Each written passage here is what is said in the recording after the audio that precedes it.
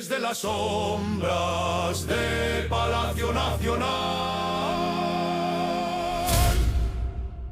até as trincheiras lamacentas da política, isto é, La Pocilga, o chiqueiro da política com Luiz Berman. Saudações, inquilinos desta pocilga informativa, bem-vindos ao seu cantinho favorito, El Chiquero, onde desenterramos a sujeira, destapamos as cloacas do poder e de quebra rimos da tragicomédia nacional. Esta é mais uma edição de pura imundície, onde a verdade fede mais do que os políticos em campanha. Aqui, seu porco comunicador de desconfiança, Luiz Berman, pronto para escrever e jogar no lixo. Porque neste chiqueiro a política não é analisada, é farejada, estraçalhada e exposta. Preparem o estômago, porque o que vem por aí não é para estômagos sensíveis, e sim para aqueles que já perderam o nojo há muito tempo. Hoje eu trago para vocês um resumo do que aconteceu nesses dias. Vocês se lembram do músculo político? Pois eu conto para vocês, o músculo virou gelatina, murchou na nossa frente. Hoje temos um banquete de desperdícios, cortesia do Palácio Nacional. Vamos dissecar a Mañanera, essa peça de teatro barata que nem os atores mais medíocres ousariam encenar. Onde vimos nossa distinta presidente Cláudia Sheinbaum suando frio diante de uma realidade que vem sobre ela como um caminhão sem freios. E para nos deleitarmos na lama, vou comentar sobre as barbaridades que grita como uma porca no cio, o inimigo do sabão, o Xangoleon legislativo, o sempre impresentável Fernandes Noronha. Fiquem até o final, vamos começar. Acontece que a 4T, em sua infinita soberba, organizou uma manifestação em Chihuahua contra a panista Maru Campos. Os números, um poema à desorganização. O porta-voz do Morena, Arturo Ávila, o zero, votos prometeu 200 mil pessoas. Depois baixou o número para 20 mil e, para resumir a história, acabaram sendo apenas uns 5 mil gatos pingados mal contados. Um fracasso tão estrondoso que, se fosse uma prova, teriam reprovado até em comportamento. E quem são os protagonistas desse circo sem lona? Pois os de sempre, os aproveitadores do bem-estar e aqueles que estão atrás de cargos, como a senadora licenciada, a sugar baby Andréa Chaves. Entre elas, entre tantos outros, morenistas impresentáveis e fedorentos sem dignidade que reuniram menos gente do que um atropelado no periférico. Foi um golpe direto na empregada do bem-estar que atacou a governadora em coletivas matinais por 4 semanas seguidas. Consecutivas.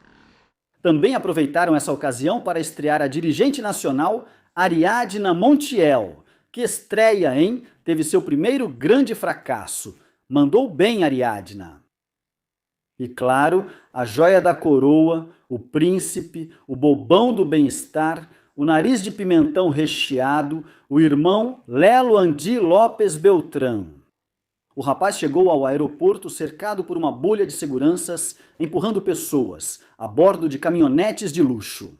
Essas mesmas que o seu maldito pai tanto criticava, e com uma atitude de filhinho de papai que até os conservadores, dos quais tanto reclamam, gostariam de ter. Foi tão patético que, enquanto tentava sair, sua comitiva quase atropelou repórteres e manifestantes. Um espetáculo digno da realeza morenista. O povo, que não tem nada de bobo, gritou para ele. Corrupto e ladrão na sua própria cara, acabou o encanto para o herdeiro, uma verdadeira beleza. De verdade, vocês não têm ideia de quanto eu curti ver essa cena. Aproveitem!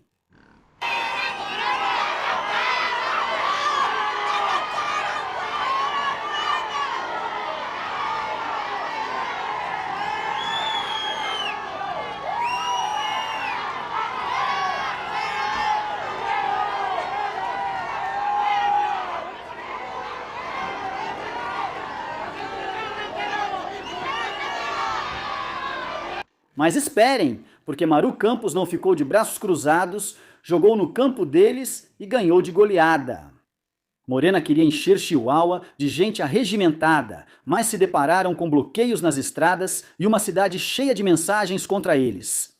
No final, quem acabou fugindo foi o pessoal do Morena.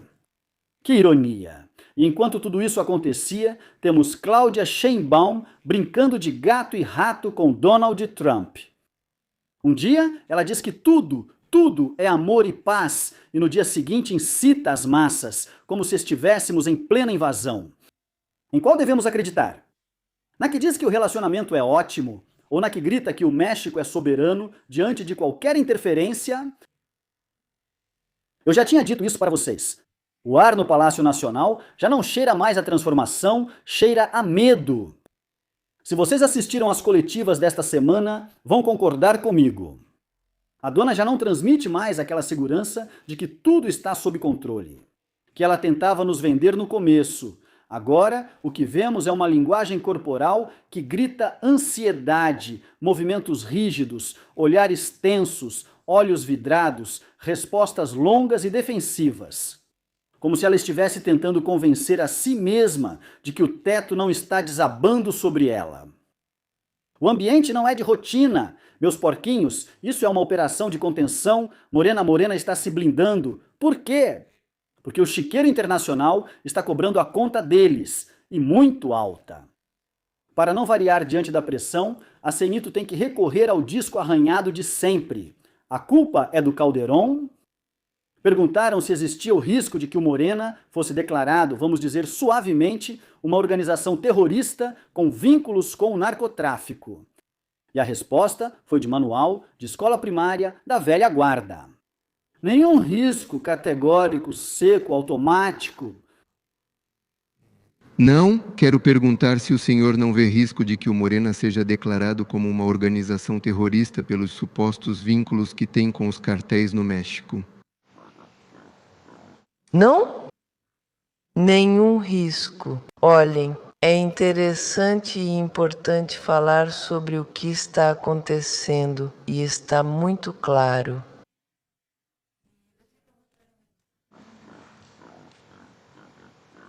O que mudou no México? Em 2018, chegou um governo que gerou um novo modelo econômico. Um governo que não governa em função de interesses econômicos. Bem, que governamos para todos, mas que governa para o povo do México.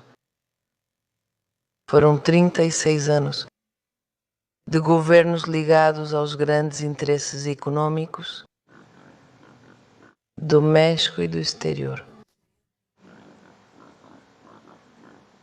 Quem são os que agora escrevem? De maneira bem mentirosa, por sinal, de que existe um narcogoverno, de que existe um narcopartido. Quem são eles? Os articulistas do velho regime. Simples assim. Pum! O ataque clássico. Ele tirou a lista dos suspeitos de sempre. Riva Palacios, Salinas de Gortari, Garcia Luna, Calderón. Só que dessa vez ele não colocou Hernán Cortés, porque aí já seria demais. É fascinante ver como, quando a pressão aumenta e as investigações internacionais se tornam impossíveis de ignorar, com ex-funcionários se entregando às autoridades dos Estados Unidos e bancos congelando contas, a estratégia continua sendo a mesma: atirar contra o passado, contra os meios de comunicação e comentaristas. Até para isso são ineptos, pelo menos inventem outra história. É tão previsível que chega a dar vergonha alheia, mas parece que é a única coisa que lhes resta quando as perguntas sobre o presente são incômodas demais. E aí chegamos a essa maravilha, a palavra mágica, o Coringa. O Salvador, os salva-vidas que jogam toda vez que o barco faz água. Soberania. Que palavra bonita. Usaram ela como escudo contra a pressão dos Estados Unidos, que já não é mais um boato de corredor, mas sim uma realidade que bate à porta do Palácio Nacional. A Presse Chachis tentou separar sua gestão das declarações de Donald Trump, argumentando que ele não se refere a ela quando fala de um México governado por narcotraficantes. Por favor, quem ela pensa que está enganando? Quando o presidente dos Estados Unidos fala do governo mexicano, ele está falando de quem ocupa a cadeira, não de um fantasma. Tentar separar a instituição da pessoa é um ato de malabarismo político que ninguém mais acredita. O tio Sam está decidido e está colocando o dedo na ferida cada vez com mais força. E é justamente onde sangra que ele aperta ainda mais. E eu não posso deixar passar essa beleza.